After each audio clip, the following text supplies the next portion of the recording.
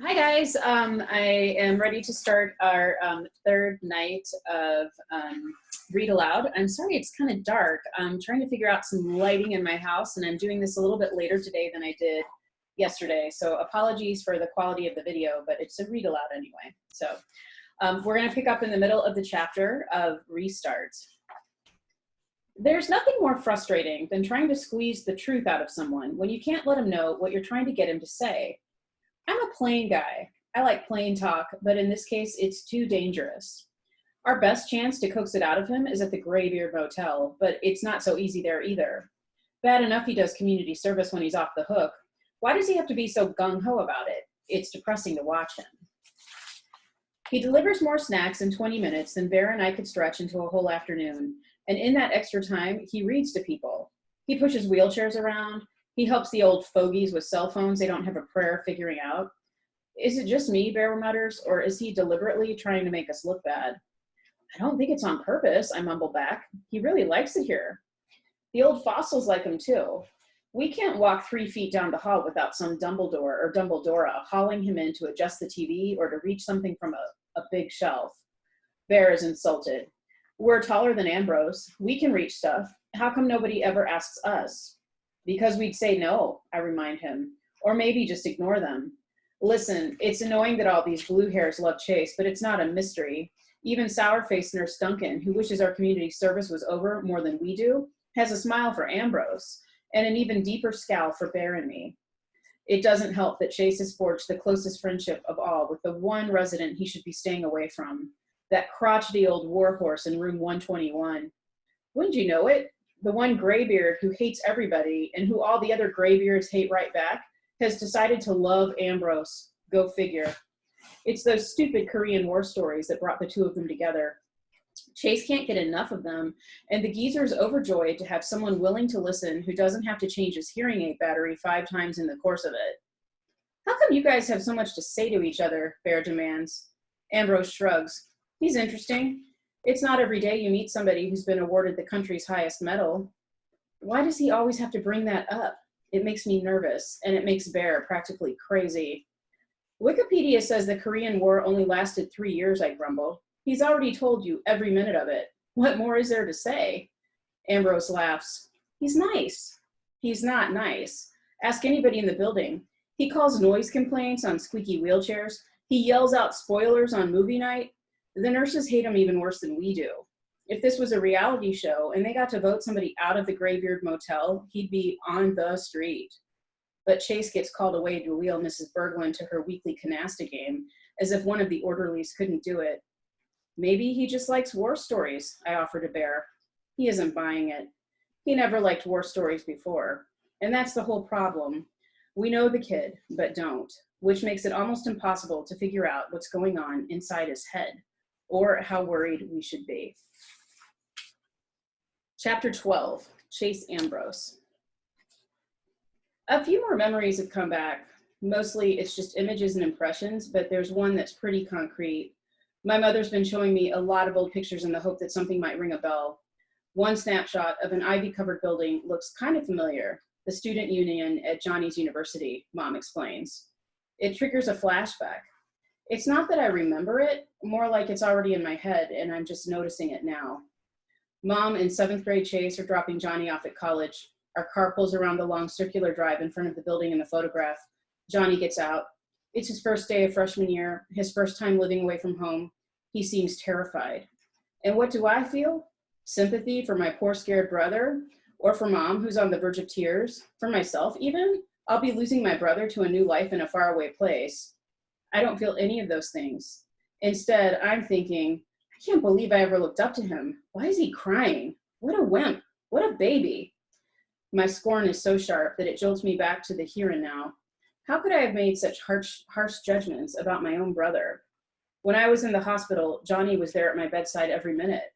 Mom was just as worried. Was there every minute. Mom was just as worried about me, just as torn up by my accident. I guess that wasn't payback for the wonderful brotherly loyalty I've shown him over the years. People say I've changed. I'm barely beginning to understand how much. Dr. Cooperman isn't surprised that my memory is returning. My brain is totally fine, he says at my next appointment. After all, I remember everything that's happened since coming out of the coma. Not that it would be easy to forget things like Shoshana dumping frozen yogurt on my head, or Brendan going through the car wash on a tricycle, or how it felt to push Joey against the wall, a blur of violence and anger and lightning fast action, and something else too. I may not be proud of it, but it's the truth. Satisfaction. I didn't like the way a situation was going, and I changed it with my own physical power. Aaron's words come back to me. You didn't have to attack him. And Shoshana's, goon. That haunts me a little. I don't regret stopping Joey from bullying Brendan, but was fighting really the only way to make that happen? Worse, I didn't even consider trying to talk Joey down. I just grabbed the kid and manhandled him the same way he was manhandling Brendan. I get that the old Chase could be like that before the accident, but now I'm starting to wonder if that person is still inside me, emerging from the darkness, bit by bit, along with my memory. As weird as it was to lose my past, this might be even weirder. The more that comes back, the less I recognize myself. Dr. Cooperman also pronounces me fully recovered physically, then he drops a bomb. He still wants me off football for the rest of the season. I must seem pretty devastated because he adds, it's all out of an abundance of caution. You're fine, but concussions can't be taken lightly. We're learning new things about the long-term effects every day. I know you're disappointed, honey, my mom adds. I understand how important football is to you. How can I explain it to them? Sure, I'd love to play, but what really bugs me is that football is my biggest connection to my old life. I don't think I've had a single conversation with Dad that wasn't about either my past gridiron glories or the ones he still expects me to have. And since the incident with Joey, the only Hurricanes who'll talk to me are Aaron and Bear. Even with them, half the time I get the impression that their main interest is getting their team captain back. For sure, those guys are never going to forgive me for A, doing my community service when I don't have to, and B, not hating it enough. To be honest, I don't hate it at all. One thing no one ever tells you when you're laid up, like I was in the hospital, is how boring it is. You really appreciate anybody who comes to break the monotony. So now I get to be that person for the residents of Portland Street. It makes me feel good about myself, and that's huge at a time when I'm learning I have so much to feel bad about. Besides, I get stuff out of it too. I've learned how to play mahjong, and I've picked up a lot of great tips on how to grow stuff, mostly from Mrs. Kittredge, whose room looks like a botanical garden. I think I'm going to be able to save a lot of Mom's plants, and maybe even the ficus in Helene's room, the one she bought at her preschool's flower sale and is at least 98% dead. That'll make points with Corinne, who's losing her enthusiasm for the fallen leaves and the tiny white bugs that are all over them. As for Mr. Solway, despite the fact that I've forgotten most of what's happened to me, I feel confident saying he's the coolest person I've ever met. Anyone who could jump onto a moving enemy tank, throw open the hatch, and take it out with a grenade has to be a pretty amazing guy. Mr. Solway doesn't see it that way. That's what I did, not who I am. If I'd bothered to think about it, I wouldn't have done it. I'm not that stupid. The sad part is that Mr. Solway can't find his Medal of Honor. Nurse Duncan thinks it probably got misplaced during Portland Street's big repainting project, and it'll turn up sooner or later, but he's convinced he flat out lost it. I haven't been as sharp since my wife died, he tells me. We never had kids, so we were the whole world to each other. She looked after everything, and I looked after her. He sighs. You can see which one of us did a better job. When she was gone, that's when my life pretty much ended. This, a sweep of his arm takes in the room, is marking time. I hate it when he talks like that. Come on, Mr. Solway, you've got a good life here, plenty of friends. He glares at me. Have you ever asked about me around this place? Old ladies on crutches do the 100-yard dash when they see me coming. I've got my own personal table for one in the dining room. The nurses all call me Mr. Happy Face. They think I don't know because they assume I'm just as deaf as everybody else in this funny farm. I'm getting the sense that before my accident, I was kind of a Mr. Happy Face at my school, I confide to him. I could have told you that, he replies. When you first showed up here, you were just like those other two good-for-nothings, maybe the worst of the three. Sometimes a whack on the head is exactly what a fellow needs. That's a pretty harsh thing to say to someone with amnesia, but that's just the way Mr. Solway is. He's not being mean, he's being honest. He's lived a long time and been through a lot, and he doesn't feel like he has to pull any punches. I respect that more than anything. That whack on the head cost me 13 and a half years of my life, I remind him. Remembering's overrated, he assures me. You know that heroic act that earned me that fancy medal? I don't remember 1 second of it. The only reason I know what happened is from the report of my captain, filed with headquarters. I guess when you get older, it's hard to hang on to every detail I offer. He shakes his head. It isn't old age. It's looking into a T-34 tank after a grenade's gone off inside it. Not a pretty sight. That was the medic's explanation anyway. You block out what you can't face. They were the enemy, I say gently. There was a war on. They're always the enemy when they're shooting at you, kid. But a dead man doesn't care what uniform he's wearing. I'm better off forgetting the whole rotten business, medal and all. That's another thing I have in common with Mr. Solway. We're memory loss buddies. I wonder if I blocked out what a jerk I used to be because I can't face it.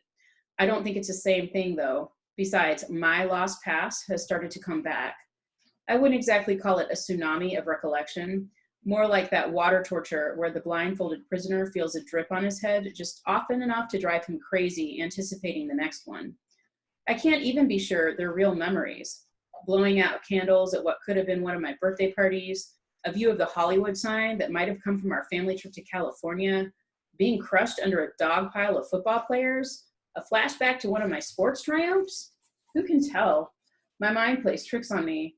Last night, I had a dream about cherry bombs going off inside a piano, scattering some poor kid and scaring him half to death. I woke up in a cold sweat. But when I checked the school yearbook for a picture of Joel Weber, he wasn't the guy in my dream. That was no memory, just the product of a guilty conscience. My theory is my brain invents fake memories of things I heard about because I'm trying so hard to remember stuff. I even had a nightmare from the Korean War, and for sure I was never there. I actually saw myself in uniform, climbing up the side of a tank like Mr. Solway did. I yank open the hatch, pull the pin on my grenade, but when the soldiers inside look up at me, I can't bring myself to drop it on them. I just hang there not knowing what to do until the grenade goes off in my hand. Believe it or not, the impression from before my accident that seems the most vivid is that little girl. Sometimes so much so that I feel like I should be able to reach out and touch the white lace on her blue dress or the red ribbon in her hair. I have no question whether she's any more real than the dreams. She never moves. She just stands there, not looking at me, but off to the side. She must be important, though. She's the one image that was still with me when I woke up in the hospital. I wonder who she is. School triggers a few memories too, but they're mostly random images and feelings of deja vu. There's nothing solid enough to be useful. I still don't really know the faculty, the kids, or the custodians. I'm just now learning my way around a building I've been attending since 6th grade. I obviously don't remember what a lousy student I was because my teachers are also impressed with how well I'm doing now. Some of them seem like they're ready to faint when I actually hand in a homework assignment. Video club is the one place that's brand new to me because it actually is. We've collected a ton of footage for the yearbook. I'm lagging behind the other members since most kids run a mile when they see me coming. I always shout, "Brendan sent me," so they'll know I'm not looking for trouble. Ms. DeLeo wants me to work on my interviewing skills because my subjects seem so ill at ease. Yeah, no kidding. They're all waiting for me to pull their underwear up over their heads and stuff them into the nearest locker. At least the video kids are getting used to having me around, except Shoshana, who hates me for good and always. I can't blame her, even though I have no memory of what Aaron, Bear, and I did to her brother. It's pretty strange to be despised for something that, in your mind, never happened, and to someone it seems like you never met. She stopped fighting me directly. Mostly she makes pointed comments about how the club should have closed up membership while they had the chance, which is unfair because I'm not even the last to join. Kimmy got here after me, and if I'm a newbie, I don't know what you call her. She doesn't know a camera from a kumquat. For her interview with the head cheerleader, she left the lens cap on, so there was audio and no video. On her second try, she zoomed in so close, all you could see was a mouth talking. I think Brendan likes Kimmy because he won't hear anything bad about her. Shooting a mouth but no face is expressionism, and lens caps are too analog for a digital age. Whatever. Brendan's favorite thing, though, is YouTube. This afternoon, he shows us his latest clip of a tiny goldfish bravely swimming against the pool of a bathtub drain while electric guitars roar in the background. Just as the struggling creature is about to be sucked away to his doom, a toilet plunger slams down over the drain opening, saving his life. Brendan pauses the video. "I call it plunger," he announces grandly. Shoshana doesn't approve. "You're wasting your time with this stuff. You should be helping me with the entry for the National Video Journalism Contest. It'd be a huge boost for the club if we win. He brushes her off. The kind of internet traffic I'm trying to generate isn't going to come from some senior citizen reminiscing about the good old days. Depends on who you pick, Shoshana insists. Seniors have lived through amazing times and accomplished incredible things. We just have to find the perfect subject. Before I realize it, I blurt, "You should talk to Mr. Solway over at Portland Street." Her angry eyes skewer me. I've contaminated her precious project with the sound of my voice. Another of my crimes against humanity, like bullying her brother and not dying when I fell off the roof. "Who's that?" Kimmy asks. "A hero from the Korean War. He was awarded the Medal of Honor. That's the highest award any soldier can get." "How would you know someone like that?" Shoshana demands. It's obvious she doesn't believe a word out of my mouth. "I work there, Aaron Baramy. It's our community service for..." My voice trails off. She of all people knows what we're doing community service for. "He sounds perfect," Brendan agrees. "Maybe I can get him to ride a tricycle through the car wash," Shoshana retorts icily. "At least talk to the guy," Hugo prods. Miss DeLeo wades in to play peacemaker. "I know you'll find a way to make the school proud," she says to Shoshana. "And thank you, Chase, for a marvelous suggestion." Shoshana's cheeks darken through pink and red to full crimson. I hope I never hate anybody as much as that girl hates me. So we'll stop there for today. Thanks for joining. I hope you guys all have a good night. I'll fix the whole light thing and look forward to chatting with you tomorrow at noon. That's Thursday via Zoom, and take care. Bye-bye.